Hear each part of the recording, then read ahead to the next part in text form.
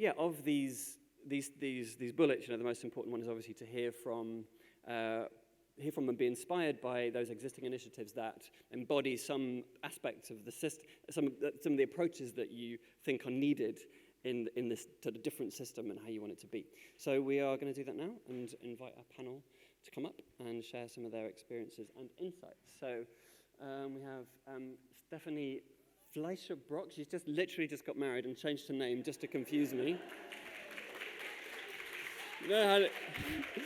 You know how long it took me to figure out how to pronounce your maiden name, and now you've gone and changed it to something equally unpronounceable, so thanks for that. And Catherine Collis from Mayday Trust. Hello, Catherine.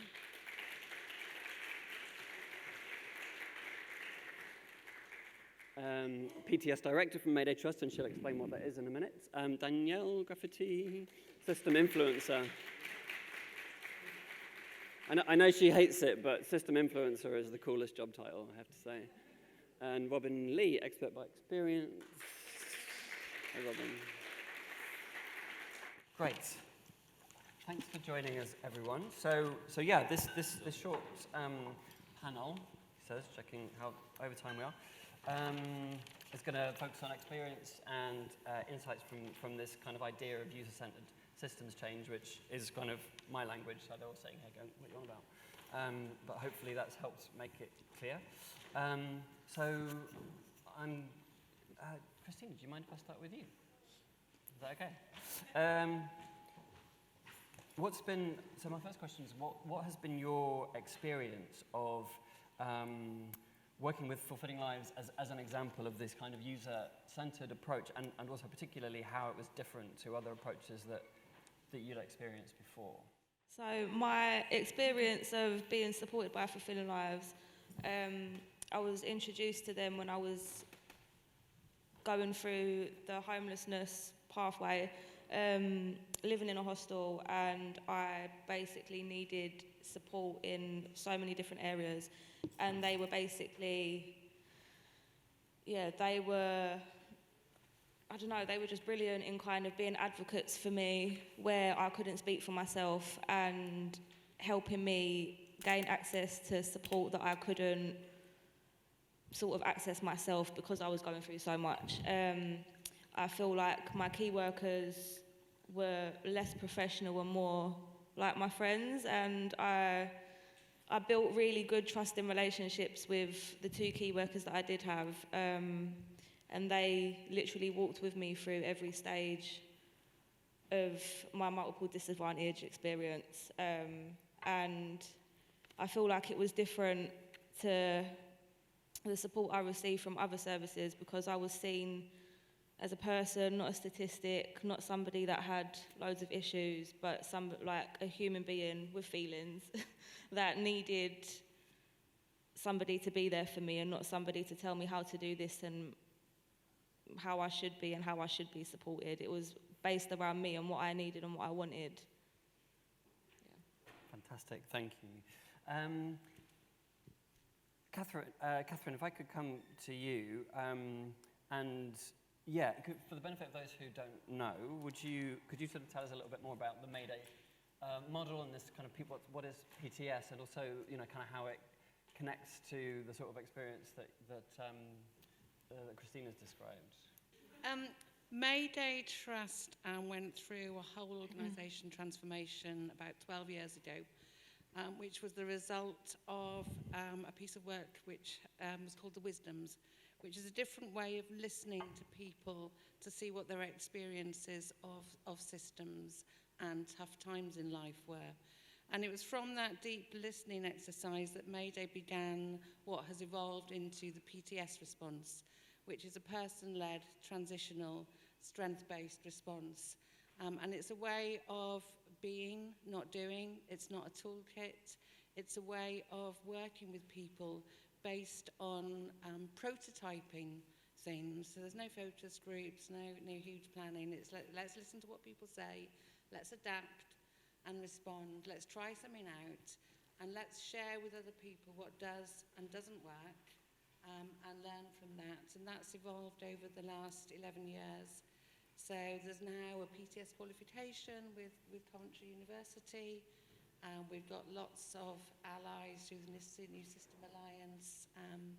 So it's very much based on influencing through doing, and the doing is the work for the PTS coaches, and learning from them and the experiences of the people who are in a tough time, need to get the hell out of there as quickly as possible and kick all the systems crap out of the way so that they can do that. Great, fantastic, thank you. That's very useful. In terms of like how, from your perspective, in terms of kind of supporting people through fulfilling lives, how is it different from your perspective to how you worked before, and have there been any particular kind of challenges around that? Okay, it's on. So working with Fulfilling Lives, I'm not a practitioner, I'm an innovation partner, but what I've seen that's been different to how other organizations that I've worked with is the real use of centering the people that we support and being led by them. So really finding out what it is that they would like support on, and not just assuming that just because they've come through this pathway, that's the only thing that they're struggling with. Also the use of co-production. Co-production was literally a buzzword before I started working here, but through co-producing pilots and just focus groups and interviews, etc., and really using a wealth of knowledge from people with lived experience and people with learned experience, but actually coming together, breaking down hierarchical structures and being able to create something that actually leaves a legacy. I mean, it sounds wonderful. I'm going to play devil's advocate. What's difficult? So the point I'm sort of trying to make is that changing. You talked about organizational transformation, about the process that you went through at Mayday. Changing systems often starts with ourselves and the ways that we work, and sometimes that can be difficult and that can be challenging. Were there ways in which you now were having to work which were challenging? What kind of, did that have any implications for you yourself? Any sort of challenges for you, but and also organizationally, compared to kind of how you'd worked in the sort of previous system, if you like? A challenge, in regards to co-producing, etc., is maybe the availability of people in terms of having the confidence to come forward. And there's been so many times where people have been I feel helpful, I feel like I've been useful, whereas usually it's almost they've been told how to feel, or okay, so you're in this bracket, that's all you're good for, your knowledge isn't good for us anymore. And it sounds ironic or whatever, but to flip the script now and to be oh, this is what we're doing, are you interested, can you please come? And it's just people what? Yeah, are you sure? Or yeah. Is there a hidden agenda? Yeah, what's the catch? And it's like going out into our boroughs and stuff and being okay guys, we need people with experience, please come to us. And it's almost literally fishing out for people to come, because people are just so drawn in to their realities, of course. It's been hard to, in some aspects, it's been hard to gather this wealth of knowledge, because we do multiple disadvantages, but a lot of people work in silos. So if we're saying, we're looking for X, Y, Z, because we know that there's a group of people in that, we can go and ask, but because they feel they might tick one box and not others, people might just feel they can't be talking about me, I can't be useful in that situation. Yeah, so people have kind of got used to working in a certain, or get used to services being delivered in a certain way, and so you're having to kind of rebuild trust. Yeah. And sort of say, no, this isn't like that. I was wondering if, Robin, I could come to you. If you would kind of be able to speak to that from from a sort of service user point of view. Does that sort of resonate with your own experience of has there been a sort of trust issue, or learning to kind of work with services in a different way, and has that been from your side? Yeah, hello. So I just want to say that the last time I was in Brixton a couple of years ago, I was rough sleeping and shoplifting, and so it's great to be back, having made it into a place where I'm sober and I'm out. Thank you very much. And I think that Brixton's a lovely place. And I think my value or my contribution as a volunteer, working with Andy and working with Revolving Doors and Fulfilling Lives, would be that what I could have done with at the time, which would have saved years of just awful circumstances. And I think it's important that we capture people's, which you all do anyway, when people exit the system and they're being more independent and they're giving back to society, you know, I could have done with the person-centered approach, and I wasn't. So what I benefit from now that it's almost like despite the system with housing and with mental health support and addiction, to have made it to a place where I've got a house, now I'm able to access things like community rehabs, I'm able to volunteer my time, and that's really good for me. And I think the person-centered approach, you know, we say a lot of things, it's not mine, but nothing about me without me. Mm-hmm. That's correct, right? So,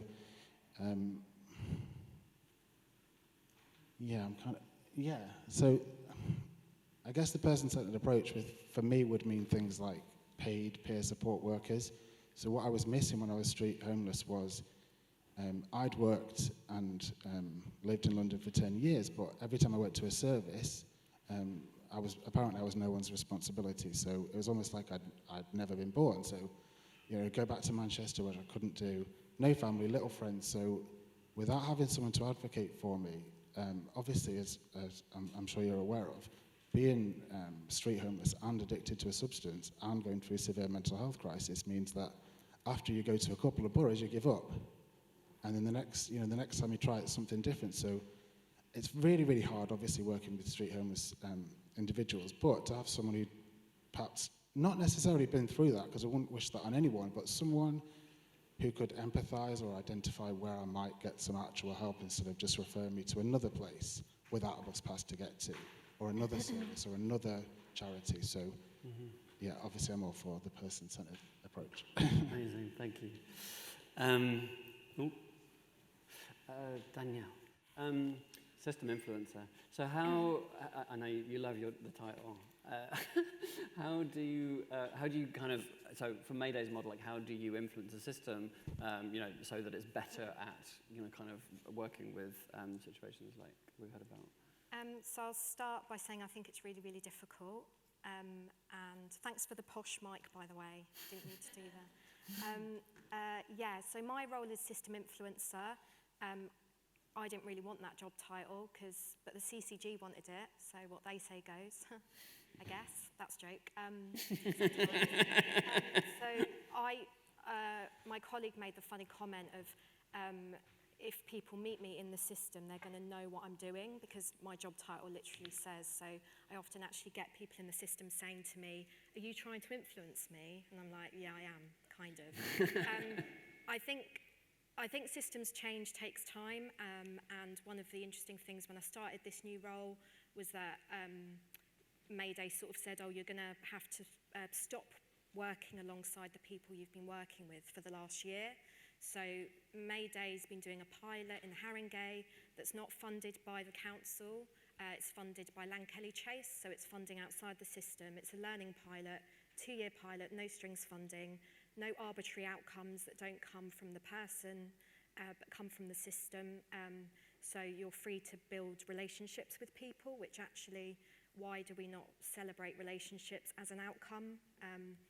So I've been working with people for the past year, and actually we came to the realisation that it would be silly for me to stop having relationships with people who were going through tough times in Haringey and suddenly be sitting on a lot of board meetings with CCG. So I've continued to work alongside people going through tough times.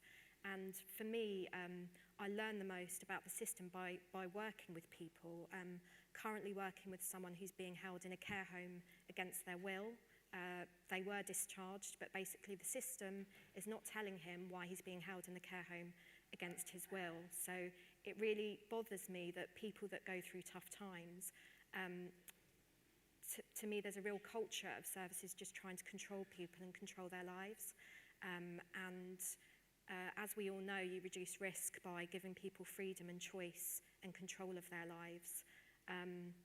And that's what we try to do. We don't get it right every time, but I think there also needs to be freedom to make mistakes. There was talk about risk-taking. The system needs to take more risks. We saw it with the COVID pandemic. Councils and communities actually work together quite well to support people. But I think the whole way, as we know, that the system's set up, it doesn't always allow for that innovation. I think frontline staff need to be free to make more decisions if they wish without always consulting the people at the top. I think one of the big things we've seen recently is Kwajo Twenebeya on Twitter, on the Twitter, at Kwajo Housing, showing that if you name and shame systems, particularly in housing, you can get really quick results. And in our last workshop, there was talk about the collusion in the system. I only see that collusion every single day because I walk alongside people who have really, really terrible lives as a result of it. And just the other day, I was in a hostel visiting someone, and someone asked me to borrow my phone to make a quick phone call. And their support worker, who I have a really good relationship with, just did this behind his back. And because I didn't want, and maybe this wasn't the right thing to do because I didn't want to ruin my relationship with her, I initially told him no, but then I beckoned him to come outside. And I felt that was the only way I could do that. And I lent him my phone, and he made a phone call, and the world didn't collapse. And he gave me my phone back, and then he went on his way. But I find it really weird that we have a system where people aren't allowed to ask the people that are meant to be looking out for them to borrow a phone for 5 minutes. I just find that odd. Sorry, that was a rant in the end. No, it's insights and experiences, but you can call it a rant if you want. But I think I turned my mic off, didn't I? No? I'm very confused with this mic situation. Just to warn you, we're going to come to you for your questions in a few minutes, 3 minutes, 4 minutes. So please think of questions whilst also paying full attention to whatever's now going to be said. So we'll have sort of 10 minutes for your questions. So I didn't warn you about that, but questions from the floor. So we've talked about kind of, how these sorts of approaches can kind of come up against, systems and some of the challenges that there are, like some of those kind of systems clashes, if you like, and how you've worked to kind of bridge to be a sort of bridge to those systems. You also mentioned that this is a pilot in Haringey. I know that there was, so on the Allies point, that there was somebody in Haringey, a strategic homelessness lead, I believe, who's kind of, someone was talking about kind of creating a space for this innovation and disruption to happen. They're effectively giving you that space, right? So then my next kind of question then is how, because what we're interested in is how can we get systems change? How can this become the norm? One thing piloting, and I wondered, Catherine, if you've got any thoughts on, how we go from, piloting these sorts of innovative approaches in sort of safe and protected spaces to kind of then becoming the normal. How you sort of go from these, how we can kind of get user-centered kind of bottom-up approaches to, to that point and effectively turn innovation into systems change. Simple question, right? Yeah. 3 minutes. Okay. Well, I think, first of all, we have to not be overwhelmed because this can seem huge and you can just feel overwhelmed and think you can't do anything. And one of the ways to do that is like this, is to be in rooms with like-minded people who can see the problem, and that kind of gives you energy and drive to carry on, because that passion from listening to people's experiences of how terrible it is just makes you keep going and going. I think in terms of trying to get system change, for us it's about influencing. So we don't set out to campaign, we don't set out to convince, we certainly don't go about to say that we've got it right, we're there, this is what everybody else needs to do. It really is about showing what works from the people from the coaches who work with people and from the people that they work with. and creating that alternative narrative.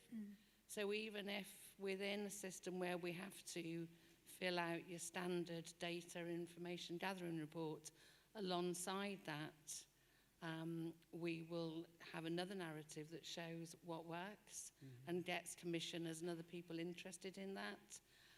We've just gone into social prescribing in Northamptonshire. There's been a lot of talk about targets and referrals, but suddenly what they've seen is that the work with the coaches that people are doing, where they determine their own agenda, determine their own successes, suddenly the coaches work is streets ahead of everyone else because the Wellbeing Star is showing improvements in every area. Now that is the success of that person because they chose what they wanted to do and what they wanted to work on, how they wanted to do it and when they wanted to do it. It took longer than other people.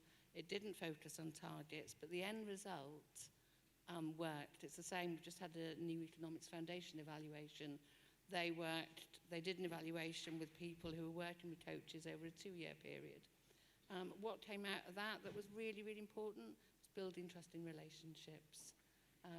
So it's kind of to just keep influencing, just keep doing it, and linking with other like-minded people. Throughout history, when we look back at atrocities, we wonder how those things could have happened. But what made change happen was people getting together. And if we carry on, I don't know how long it'll take. And, you know, we can all do something, whether it's our language, whether it's our time. We need the space to reflect, to learn.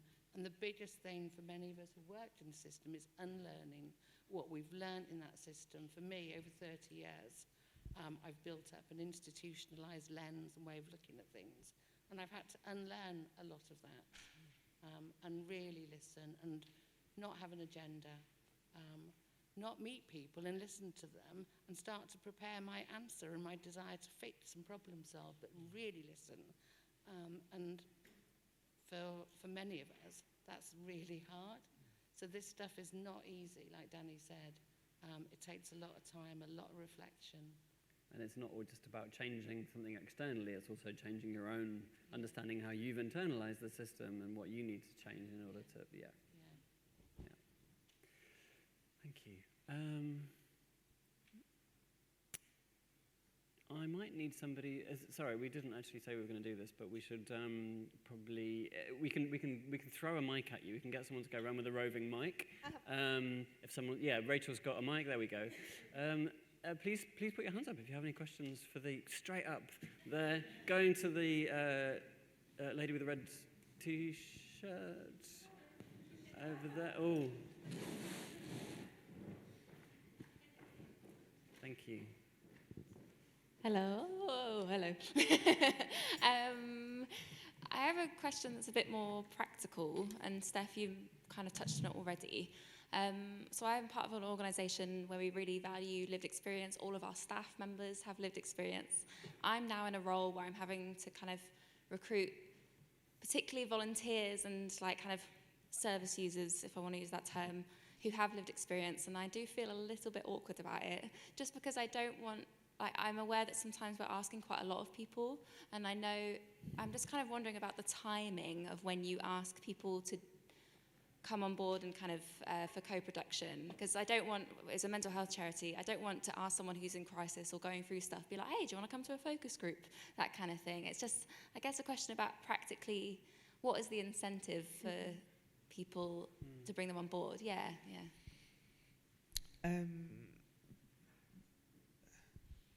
So you just have to evaluate the person that you want involved. If they're not in a good place, then they're just not, they can't be used in that context. Incentives, supermarket vouchers, something that's practical, you know, and obviously giving money, like, it can get a bit complex due to benefits, etc. But that's one thing that we had to do. We went into a service one time to like do a focus group, and we asked the people at the service to literally do the recruiting for us, because they know their the people that they support, and with that, you find out what's a good time, take snacks is always good. And also knowing that like it's a focus group, you're working with vulnerable people, you don't want it to go on for ages, like 45 minutes max, 6 to 8 questions, nothing too complex. And like, so that means that for you need to find out what exactly you're trying to find out, and make it like succinct. That way everybody in that situation wins, like gets something out of it. Okay, thank you. Brilliant, thanks, Steph. Sorry, Danielle wanted to come in. Can I get a mic? I've got. Oh, you've got one, look, yeah. you've come armed. I just wanted to say, like, I think it's really difficult to know. I think when you've built trust with people, you might be better at gauging. But we don't ask. We don't have like referral forms in Haringey because it's a sort of pilot, and we just ask for their name and their next of kin. We don't ask like for their potted history of everything they've been through. But with this new project we're doing with the CCG in East Haringey, I've made many mistakes at, being inspired by the people I work with who want to talk about systems change. And actually when you have those conversations, they can sometimes be a bit triggering for people. And whilst they've reflected back to me that they enjoy working with Mayday because we can hold some hope together, because it's often people who don't have much joy in their lives, they actually want us to have a bit more joy in our conversations, because system change stuff gets really heavy. And if you're living it every day, it's all right for me to be like, oh, this is great, we're going to get you in this campaign. But to really reflect with your team members, and constant sort of reflection with the person too is important, like asking them, is this work, not being too intense, but is this working for you? Is there something I should be doing differently? But when we all know how commissioning often works, so you don't always have the time to build those relationships, and that comes back to the systems change thing. But in Haringey, I think the commissioners have seen that because we've got time to build those relationships, it's also a very sort of real world thing. You would do it with someone, a friend, you would need to judge the right time to have certain conversations. And if we adopt that approach into the system, we might do a bit better. Oh, just to add on as well, like she said, like you have to be able to read the room as well. So like before the focus group starts, letting them know that if at any point you would like to leave, that's absolutely fine. During the focus groups, checking in with people, is everyone still okay? Does everyone still want to be here? And just creating like a safe space. So even asking them what would they like to be applicable. Usually people will be like, oh, no recording, or no phones, etc. Leave the room if you need to go to the toilet, etc. But letting them know that they're also in control of what's happening. Like it's not happening to them, but it's something that they're contributing to. Thank you. Very popular question with the panel. Robin, you wanted to come in as well? Yeah, just quickly. I will do anything I can. And I think one of the privileges of having made it into a normal-ish life is to be able to give back and hopefully help the person that's coming up after me. So I find that as long as I know what it's going to be about, I'll prepare some things for it and say if it needs to be a Zoom call, as long as I have data, then like I'm happy to contribute. So. Amazing. Another question. Front table. Hi, I was just wanting to ask Christina and Robin, now that Fulfilling Lives is coming to an end, what support is put in place for yourselves, or what, how are you managing at the moment to look at ways to move forward? So I don't know too much about the naming of the different people that are involved, but I know that I'm in Leicester now. It just so happens that London was such a nightmare to navigate and try and get help in. It was impossible. I'm in Leicester, and so I'm part of a community rehab, which is funded in part by Changing Futures, and I guess some other things as well. So I volunteer there, helping to. I'm not a paid peer support worker, but I will sometimes answer calls or do things like work in the cafe. So for me, I need to be active and engaged with the community. Otherwise, it's quite easy for me to withdraw. So at the moment I feel pretty well valued, which and you know, it's for me it's one of those things where something good should come out of a terrible time. So if I see someone who I think's heading in the direction that I was heading in, I can't give advice, but I will try to steer them away from that and more into anything that can help them. Thank you. I think for me, I feel I was quite lucky. I was caught quite early in my whatever I was going through. Fulfilling Lives supported me right from not right from the start, but like where it got bad, like crisis point. So I've had a lot of time to kind of get over those obstacles, and I've worked sort of as an expert with lived experience for probably more time than I have as like a service user.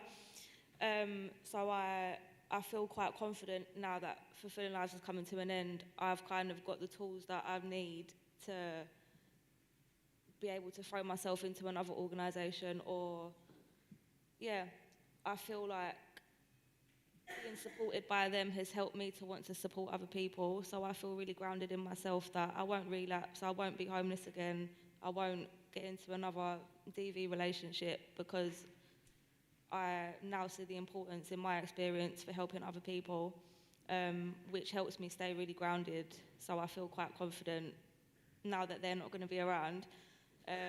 I'll be fine. I'll be fine. You know, and we're seeing you know, more and more paid positions for experts by experience. I mean, not as much as they should be, and there's a long way to go, but that's, you know, increasingly happening. You know, you should be you know, professionally remunerated for what you're bringing. So we've probably got time for one or two more questions. If you wouldn't mind just saying your name and also organisation before your question, that would be great. Lady on the table on the right, the left for you. Hello, I'm Lucy. I'm a mental health support worker based up the road as part of the Living Well network. So I work on a community mental health team. So much of today has been about clients or service users as part of the system, but we're part of the system as well. And yeah, this is about boundaries and self-preservation. Like the idea of connection and like celebrating relationships, like that's so beautiful. And the idea of, you know, just sharing your phone with someone and being human, that's beautiful. But then how do we preserve ourselves? Like, how do we switch off at the end of the day and not take the problems home if we're not boundaried in that way? That's one of the things, you know, I've had conversations today about hugging clients, crying with clients, and it's good for them. You know, it helps them, but what about us? We've got to preserve ourselves, we've got to keep going and be so resilient, and yeah. Yeah, thank you. No, it's a really important perspective. Thank you for bringing that, absolutely. Thank you. Steph, Danielle, either of you want to take that? Okay, I'll try. So part of our Informed Approaches project highlighted, it highlights staff well-being and the importance of that. And we've tried to put things in place to support staff and focus on like well-being and stuff and preserving yourself. Usually in our line of work, staff retention is so low because burnout, exhaustion, etc. It happens a lot. I don't think it's fair to say that there's like a solid answer. You know, what we're trying to do is encourage organizations to highlight this as important as we're looking at gender-informed practices and trauma-informed practices. So some people might think that reflective practice by itself is like, okay guys, like let's sit in a room, everyone say how they feel, this is one Friday a month, etc. And that doesn't work for people, you know, it wouldn't work for a lot of people. So stuff like one-to-ones with management, reflective spaces amongst colleagues, having external people come in to facilitate and create safe spaces, etc. is something that we're championing for and we're pushing for because we see that there's a need for it. So like I said before, there isn't like a one like the answer to this is. We don't have that yet, but it is something that we have seen and is something that we've included in our approach, and hopefully it spreads. Cool, thank you.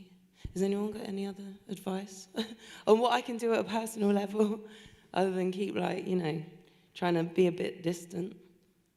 Yeah, I think it's a really great question, and as Stephanie sort of said, it's kind of complicated and can be when you're trying to build trusting relationships with people. Echo what Stephanie said about like reflective practice and stuff, but I think when you're taking risks and when you believe in a better system and where services work for people and people don't spend their whole lifetimes like stuck in services, I think you will make mistakes, and it's human to make mistakes, and I've had to reset boundaries a few times with people I work with. And boundaries do get blurred. Like I went swimming with someone I worked with this morning, and I was a bit cold after, and then she had to give me her coat, and we joked about how sometimes it feels like I'm the person getting the support because those boundaries do get blurred. And I think for me it's actually sometimes when I've had almost a year of working with people, I have been able to have that conversation with the person that I am human too, and we don't endorse some of what is the traditional support worker model, where you do end up doing things for people. Like we push back a bit, and there are things I often say no to. Like if they want me to do a referral, I'll be like, no, you can do it. Like that's not my role as a coach. And when you do that pushback, sometimes they might get a bit frustrated, but like 9 times out of 10, they're back in touch. And I think actually some of that, not necessarily conflict, but that sort of stuff is quite human and quite a normal thing. And I think the people we work with don't often have much experience of that push and pull. And that helps sometimes in resetting boundaries, because they sort of remember that you're being paid to be with them, but sometimes it does feel more like a friendship. So I don't have the right answer, but I think there's power sometimes in saying, I don't know the right answer. But every relationship is also unique. But yeah, self-care and all that as well, of course. Self-care and all that. Thank you. And swimming. That's great. And swimming is also good. Yeah. All right, I think we've probably run out of time for questions. So thank you very, very much to the panel. We can give a round of applause to the panel.